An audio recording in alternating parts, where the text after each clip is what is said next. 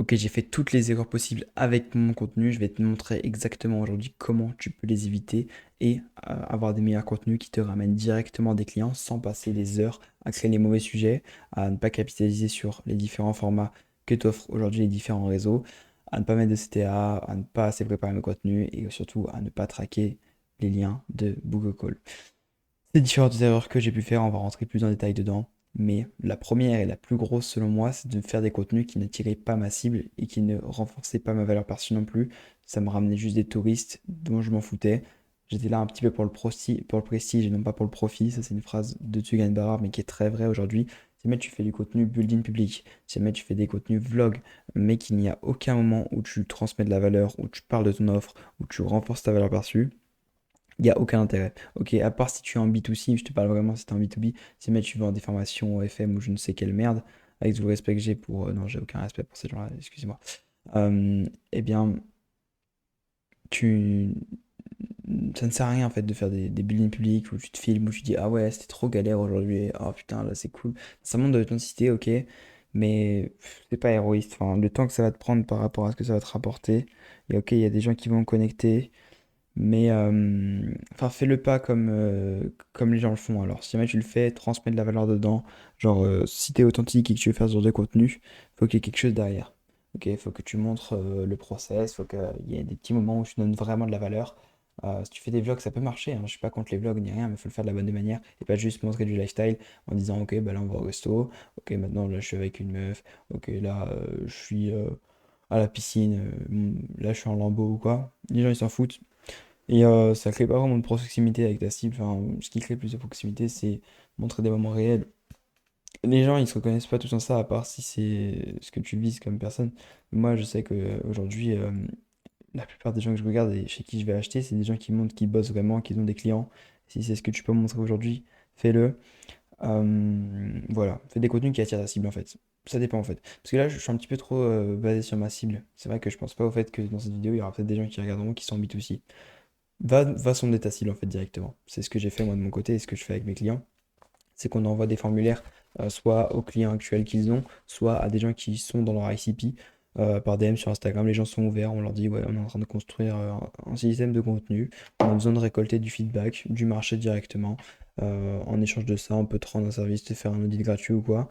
Est-ce que tu serais prêt à remplir un petit formulaire qui te prend 2 minutes? Et dans le formulaire, vous dites quel contenu t'aimes regarder, quel plateforme tu utilises pour t'éduquer et chez quelle personne tu serais prêt à acheter une formation ou un accompagnement. Et là, il va vous dire même des créateurs de contenu qui vendent rien, mais parce qu'ils ont les bons contenus, ils expliquent les bonnes choses, ils renforcent bien la confiance, bah, ils seraient prêts à acheter chez les gens. Voilà ce qu'on fait. Euh, pour avoir les bons contenus, les bons sujets, on peut aussi s'aider de ce qu'on voit chez nos concurrents, que ce soit aux US ou en France. Vos concurrents, ils ont déjà fait une grosse part du travail pour vous en vous regardant ce qui marche et ce qui ne marche pas, donc autant aller s'en inspirer. Bien qu'il faut être différent, ok, on va pas juste voler, ça sert à rien. Tu vas juste être le clown et le petit de quelqu'un et renforcer sa brand à lui, ok. Ensuite, quelque chose que je faisais pas assez, du moins, c'est que je ne capitalisais pas assez sur le format court pour rediriger vers le long. Aujourd'hui, il faut absolument que tu mettes plus d'intensité dans tes reels afin de rediriger vers du long.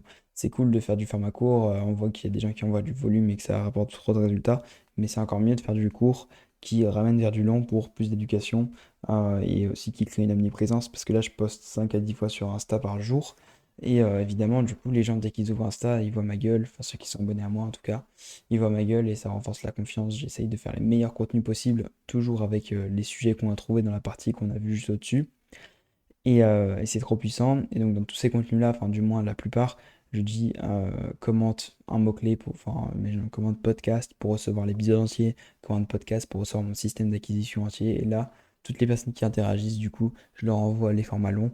Ça me rapporte des vues, ça me rapporte une première traction initiale quand j'avais pas encore un bon référencement ou quoi sur YouTube. Et surtout, ça éduque toutes ces personnes-là qui sont déjà des personnes qui interagissent avec mes contenus courts mais ça les éduque 10 fois plus. Enfin, c'est juste une question de logique, mais sur tout ce qui est contenu long, vous avez beaucoup plus besoin de transmettre de la valeur, de renforcer la confiance, c'est beaucoup plus humain, etc. Donc c'est pour ça qu'on fait ça.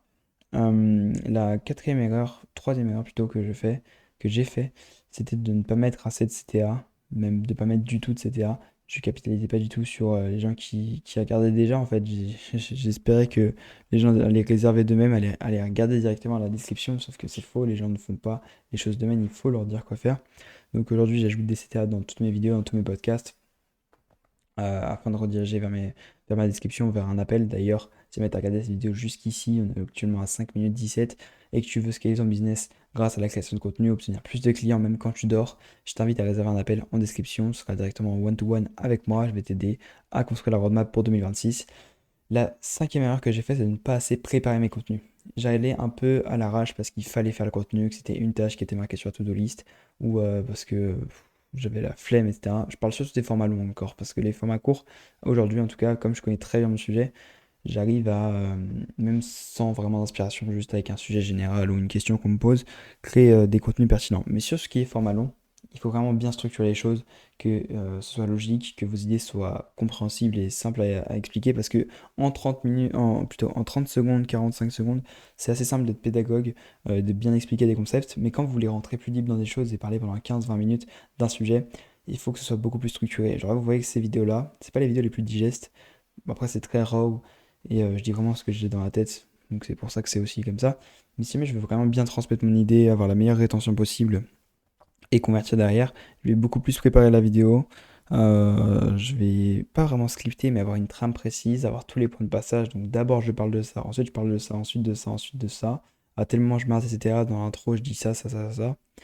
Et ça fait que tu es beaucoup plus à l'aise aussi à l'oral parce que tu sais de quoi tu parles. T'arrives pas un peu au hasard, ça va ralentir enfin, diminuer le temps que tu passes dans tes tournages. Ça va améliorer la qualité de tes contenus, la qualité de comment tu parles. Et c'est très important de le faire. La cinquième et dernière erreur que j'ai fait jusqu'à récemment, c'est de ne pas traquer les liens de Bookcall, donc de d'où venait chaque personne. Au début, j'ai mis des liens UTM, donc c'est quelque chose qui est pas ouf, que je vous recommande plus de faire. Ce que je vous recommande, c'est d'utiliser des SaaS, par exemple Trackio, là, que moi j'utilise. C'est le seul SaaS que je connais qui fait vraiment ça. Trackio, bla, je pense quel dashboard. Pourquoi ça marche pas? Ok, ça charge, excusez-moi. Donc là, vous allez pouvoir voir toutes les personnes qui ont cliqué sur un lien. Là, je vois qu'il y a 277 personnes qui ont cliqué sur un lien. Bon, là, il est minuit 50, donc il n'y a personne qui a dû cliquer aujourd'hui. Mais voilà, vous voyez qu'hier, il y a 28 personnes qui ont cliqué, donc 12 de ma Instagram bio, 9 de cette vidéo avec Hamza, 4 de cette vidéo où je donne de la valeur, 3 de cette vidéo formation complète. Et donc je vois quel contenu répliquer, et je vois surtout quel contenu m'ont ramené du cash, et quel contenu m'ont ramené des bookings. Ça fait pas longtemps que j'ai l'application, j'ai pas tout actualisé. Mais en gros, c'est ça, je pourrais vous montrer quand j'aurai plus de résultats. Je pense que février, il y aura plus de data déjà, il y aura quelques jours. J'aurai posté d'autres vidéos depuis et ce sera plus intéressant. Je traque que la chaîne, la grosse chaîne, mais je pense que je vais peut-être ajouter celle-ci aussi. Pour l'instant, ça sert pas à grand-chose parce que les dernières vidéos font 3-4 vues, vu que j'avais pas posté pendant quelques jours. D'ailleurs, likez, abonnez-vous, réservez un call et on est bon pour aujourd'hui. Il faut traquer absolument les liens book a call, donc toutes les personnes qui réservent un appel, soit avec un lien UTM, soit avec la méthode que je viens de vous montrer, vous savez d'où elles viennent, de quelle vidéo elles proviennent et quelle vidéo du coup refaire. Vous avez de la data concrète, ou alors à la limite vous mettez un questionnaire sur votre Calendly ou iClose où vous demandez de quelle vidéo les personnes viennent, sauf qu'elles s'en rappellent peut-être plus, ou du moins vous n'avez pas tout le parcours là avec l'application que je vous ai montré. On a tout le parcours, donc je sais exactement quel lead à regarder quelle vidéo. Je vais peut-être pas vous montrer le nom de mes leads parce que c'est confidentiel en vrai, mais on le sait. En tout cas, merci beaucoup d'avoir regardé cette vidéo. Réserve un appel directement sur le premier lien en description. Ça fait 8h42 que je te parle. J'espère que tu as pu en apprendre beaucoup. Si tu as d'autres idées de sujets de vidéos que tu veux que j'aborde, mets-le dans les commentaires et je me ferai un plaisir de les enregistrer.